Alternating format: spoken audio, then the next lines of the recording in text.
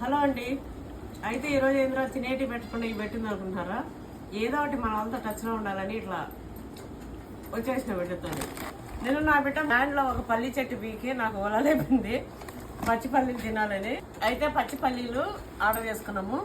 Potato, ఇది చిక్కుడుకాయ ఇప్పుడు కర్రీ చేయాలని, ఇవి అట్లనే పాల ప్యాకెట్, బిస్కెట్లు. చూడండి ఇవాళ రేపు ఆర్డర్లో దొరకనేటివి ఏమున్నాయో.